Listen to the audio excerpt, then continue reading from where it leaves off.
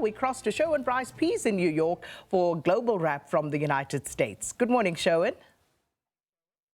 I'm Sherwin Bryce-Pease in New York City, and a very good Thursday morning from a place that is gearing up to likely have a very interesting news day with the first straw poll and unofficial vote to gauge support for the next UN Secretary General. That vote, that straw poll expected in the UN Security Council. The incumbent, Antonio Guterres' second and final term, of course, expires on December 31st this year, and 7 candidates are vying to replace him.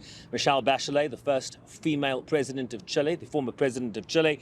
Maria Fernanda Espinosa, a former Ecuadorian foreign minister and a former president of the UN General Assembly. Rafael Grossi is an Argentinian diplomat and the current Director General of the International Atomic Energy Agency. Rebecca Greenspan, a former Vice President of Costa Rica and the current Executive Director of the UN Conference on Trade and Development. Carolyn Rodriguez-Burkett, a former Guyanese Foreign Minister and that country's current UN Ambassador.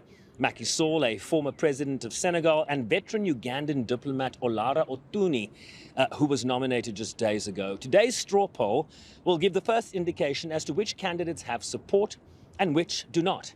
And we might begin to see some withdrawals as a result of today's outcome. There will be no official announcement of the results, so we will be relying on leaks to the press, and we will certainly be pursuing those numbers. The UN Charter says the Secretary General shall be appointed by the General Assembly upon the recommendation of the UN Security Council. That final decision is weeks, if not months away, and the 5 permanent members have the power of veto to block any ascension to the UN's highest job. They can insert their veto to block any of the 7 candidates. That is what we are watching very closely today. For now, it's back to the team at Morning Live.